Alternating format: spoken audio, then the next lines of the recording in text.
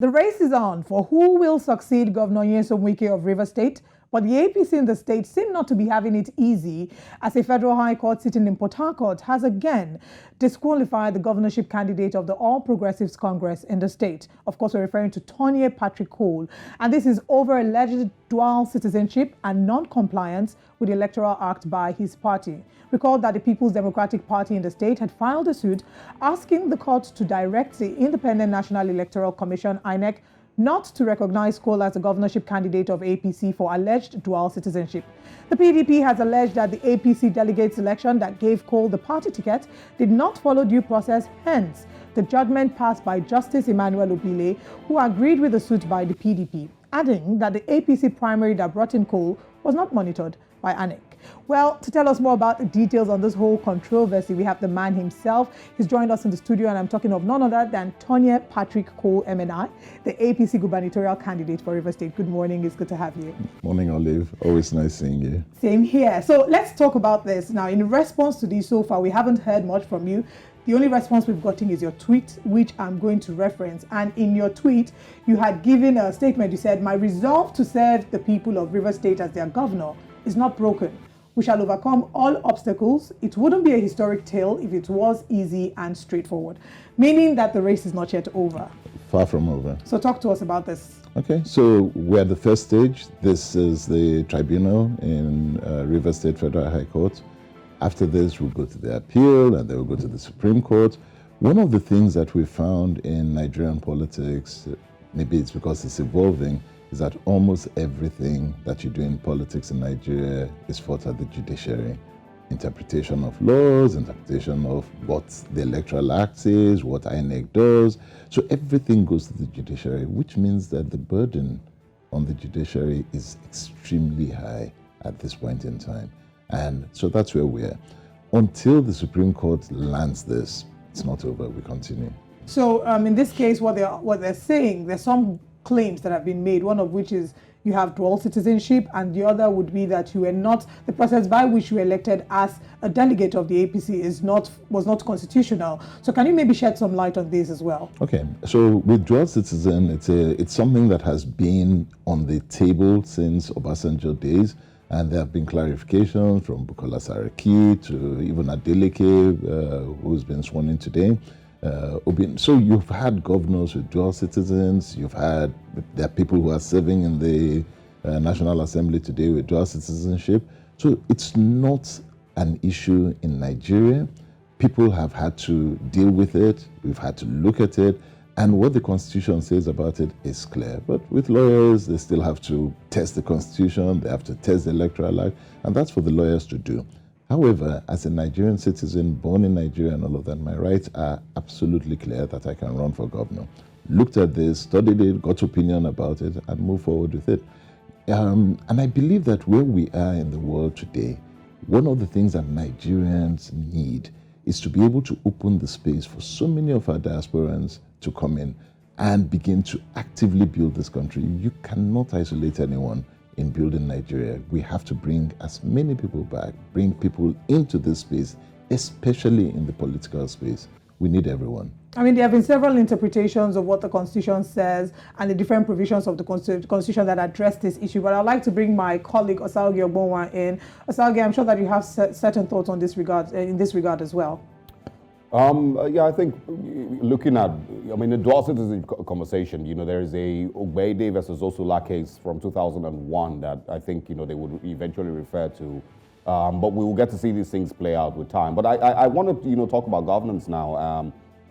In 2019, the APC had similar challenges, fielding a candidate for the elections. 2023, pretty much the same thing is happening. But I'm sure you might also have questioned, with regards to the popularity of the APC in Rivers State as a party, and of course the popularity of the party nationwide. What would be your convincing perspectives to the people of Rivers State to vote in an APC government? Okay, so two things. Every politics at the end of the day is very local. And one of the things that we can clarify, one of the things that we can state, right going into these elections, was going word to word, grassroots politics, and looking at the sentiment of the people at the grassroots in Rivers State. It's not what you see on TV, but really how the people feel. And one thing I'm absolutely certain about is that Rivers people are tired and they want change. What are the things they were tired about, and what are the things that we can bring? The first aspect of it is human capital development. We have seen an extreme increase of poverty within Rivers State that's unprecedented. And this has caused people to seek for an alternative. We've had a government in Rivers State since 1999, a one-party system, since 1999 till date. And people look at their lives over this entire period of time and they see that it's just been yo-yo. It goes up, comes down, goes up, comes down. And what they want to see, on the other hand, is that there is progression, even if it's incremental. And so this is time to try something absolutely different. What do we bring on the table? First, we bring hope. We bring hope that you can actually get up and do business without having to know government. The challenge is that in Rivers State today, the only employer of anything is government. Everyone, the Rivers man, is just hoping on the government to do everything for them. We need to change that. All right, now let's talk about something that's happened in the past election cycles. And what we did see in the past election was that the APC candidates were delisted. And there are attempts, according to what we're seeing now, that this might reoccur. Do you have fears that the 2023 elections would show the APC candidates in Rivers State not on the ballot papers, just like it happened in 2019? No. This time around, it's very different. While it might seem the same in terms of headlines, it's absolutely different in terms of facts. In 2019, the biggest challenge we had was internal. We had people who were in the APC actively working against the APC and ensuring that that house that was totally divided could not stand. And it's one of those things that truly, if you have a house that is fighting itself on the inside, no matter what you do, it's going to crumble. And so we found ourselves in 2019 fighting an internal battle, and it spilled onto the outside. This time around, it's totally different. All of those who were inside, who were causing the problem on the inside, have left. And so we have an APC that is stronger, an APC that is more focused, and an APC that can overcome the odds, which is why I'm extremely confident that one of the big things that we see the opposition PDP doing is that they are actually afraid of an APC candidate coming onto the ballot, and they're doing everything to ensure that APC is not on the ballot. This time around, it will fail. APC will be on the ballot and we will win this election. It's interesting that you mentioned a party that is divided within itself, because we're starting to see that happening with the PDP, especially at the federal level. Let's talk about the G5, and I'd like to find out what your thoughts are about the G5 governor. Governor Nyesom Wike is a principality, it seems, in Rivers State, has been the current governor of Rivers State. Talk to us about what you think. Do you think that, seeing as they are divided and the G5 governors have pulled out to form the integrity group, do you think that this might in any way affect your chances as a presidential, or rather governorship candidate of the APC? And also, do you foresee that they would be able to resolve their own internal crisis? Okay. So first, what I see for APC is that this is a huge blessing for us. We have been through the road they are going down, and it cost us governorship, it cost us so much, and no one is learning from history. So the first aspect of it is that as the G5 is internal and causing a lot of problems within themselves, in Rivers State in particular, one of the things you see is that there is a candidate for the PDP that is causing them a big problem. So PDP is divided within Rivers State. Nyesom Wike, as the governor, is totalitarian, and what we're now seeing is that that is now causing a division in his house. There's a breakaway faction there, even in Rivers State local politics, and that would only play to our advantage, and we intend to use it. But to do that, we have to be on the ballot. And so one of the things that they're trying to ensure is that we're not on the ballot, but we will be on the ballot and we'll expose those cracks. Well, I want to get you to speak further on the current government in Rivers State. Governor Nyesom Wike, of course, was given an award by President Muhammadu Buhari for the infrastructural works that he's been able to do in Rivers State.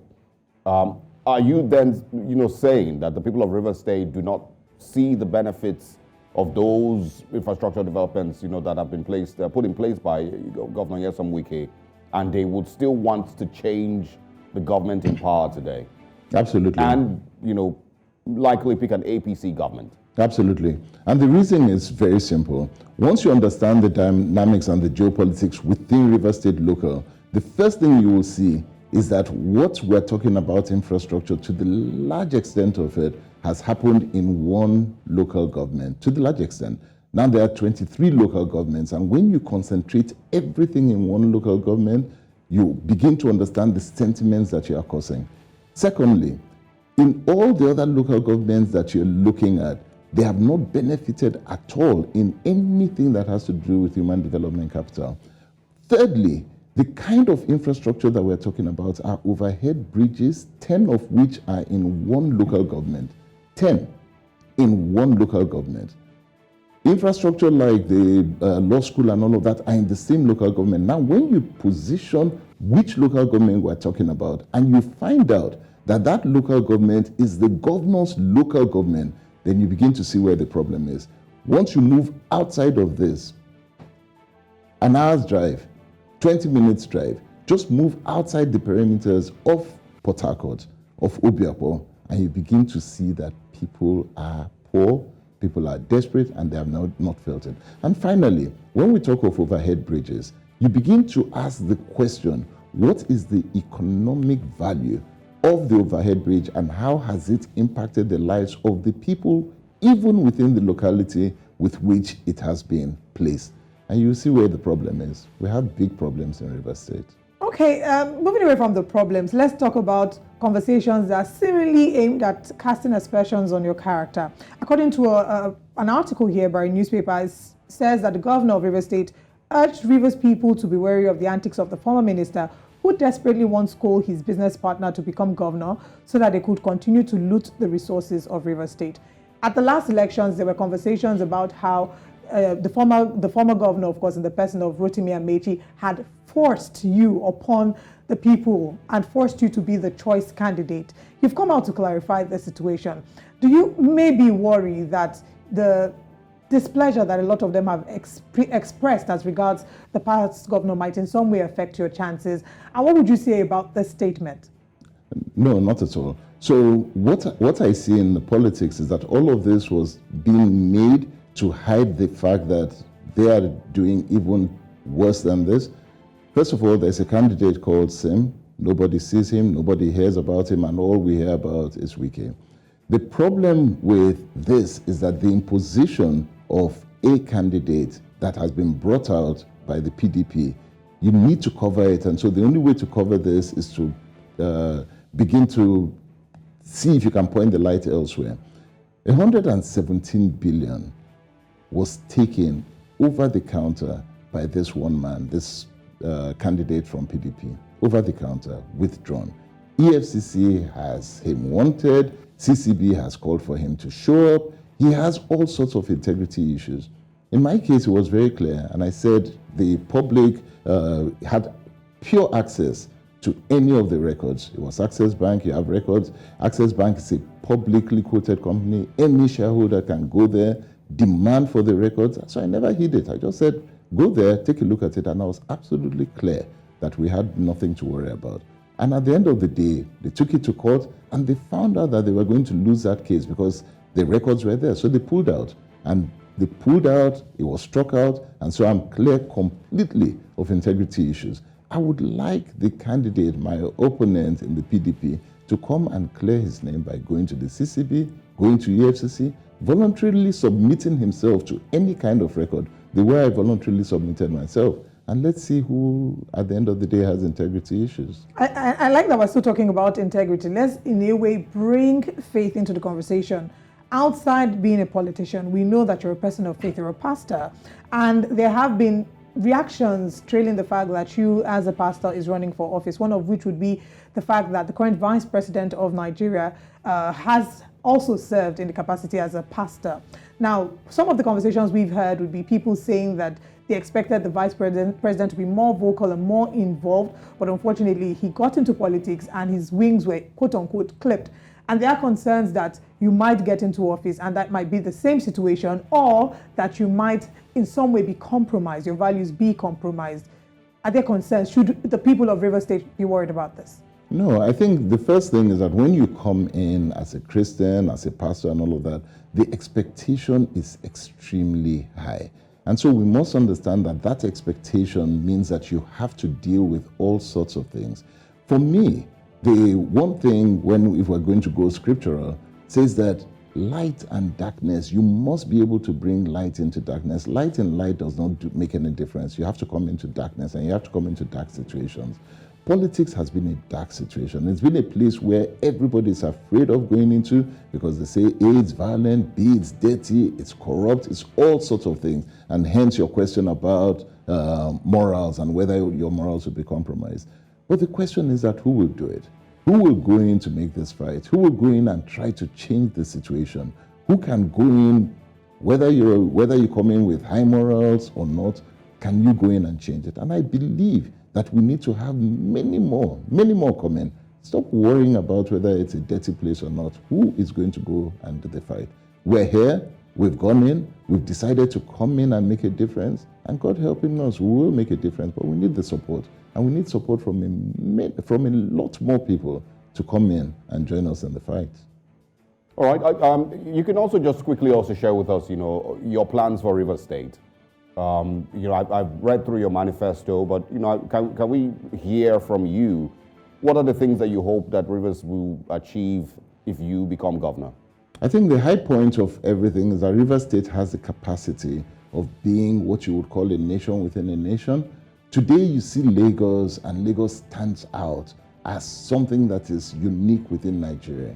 Rivers State can better Lagos anytime. It has the infrastructure, it has the people, it has the money, it has the intellect to do so. And so the first aspect of it for me is to make sure that we put the framework that allows Rivers State to not just compete with Lagos, but overtake Lagos. So that's where we are. And that's the first aspect. But to do that, we need social capital. We need to be able to make sure that social welfare is taken in. The people must come first.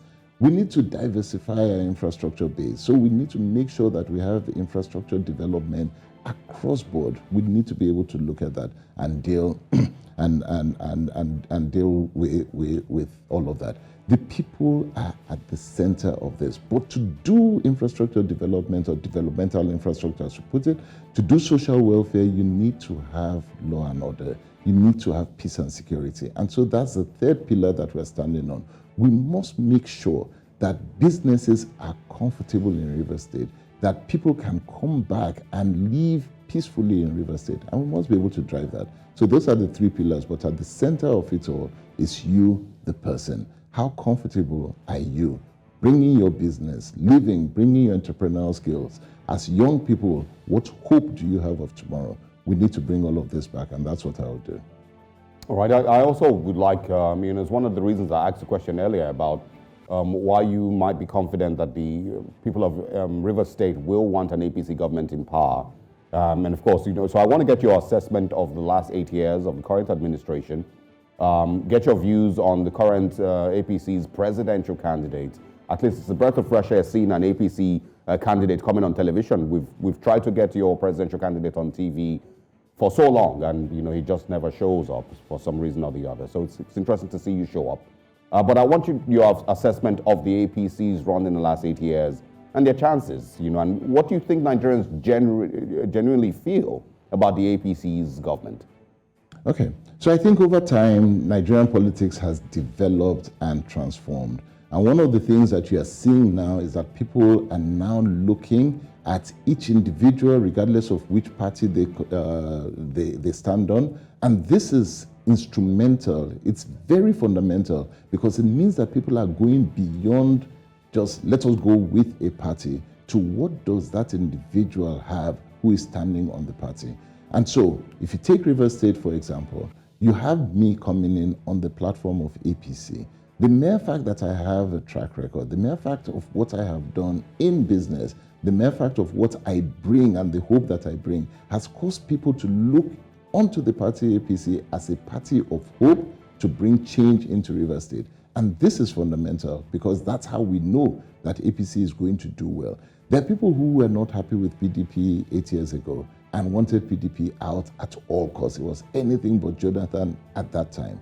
Today they sit back and they're now looking at it and say, we're not just going to get up and say it's APC at all costs or it's PDP at all costs. No, we're now looking beyond it. The party forms a platform. What does the individual who is standing on that platform bring? And can we trust that individual to deliver? And this is what APC is bringing for Rivers State today. We've sat down, we thought about it, and we decided that if we were going to win this election, we needed to bring a candidate who people can trust will bring a change. And that's what APC has done. It's actually very clever of APC in Rivers State to do that. All right, and on a final note, let's just ask you what the next steps are. You're saying that we're going to currently appeal the decision of the court, so we're expecting to see an appeal. And in the event this turns out a different way, what next? So in the event, it's actually going to turn out different. So how will it turn out different? The appeal is going to come. The appeal will come for us. I'm trusting the judiciary for this. Judiciary is in the limelight for all sorts of reasons. And they need to show that they can be impartial and that they are going to stand for the right of the last man, the poor man. And so people hope on the judiciary. My hope is on the judiciary that we're going to get through it at the appeal court and at the Supreme Court. But once that is done, then we get to the business of actual election, voting. INEC has done tremendously well to give people the assurance that when they go, their votes will count. And once that happens, we know we've won. As soon as that's over, we'll see a Rivers State that will be resurgent, filled with hope and filled with belief that tomorrow will actually be much better than today. All right. Well, I don't know if we have time for you to just quickly address this. Those who have described Rivers State politics as a battle between two giants, the Nyesom Wike, and of course Rotimi Amechi, who's the former governor of the state. They've also said that of course, your relationship with Rotimi Amechi are simply a candidate that is being sent by Rotimi Amechi to take over, the mantle of leadership in the state. What would your response be to that? Okay, so I would say that's an old story, first of all. What you're seeing today is that you're seeing a Wike trying to run for a third term. His candidate is non-existent, and so we're calling the candidate out. And here I am, Rotimi Amechi has gone into the background. He's not saying anything, he's quiet, and people are asking, where is he? Why is he not speaking? He should come out. And you're seeing the difference. Here you see Wike live all the time, and you don't see his candidate. What I'm calling for is bring out the candidate of the PDP, and I will sit with the candidate of the PDP, and let's have a debate. Let's have a discussion. Let's analyze what I bring and what he brings. Who is running for governor? It's not Wike, it's Sim. Sim should come and tell the people of Rivers State what he has, just as I sit down here, not in hiding, telling the people of Rivers State what I have for them. Thank you very much for joining us this morning. We have been joined by Tonye Patrick-Cole, who is the governorship candidate for the APC, and we look forward to seeing how this eventually turns out. You have said that you would appeal. We will be following the case, and we hope to have you join us again here on the show.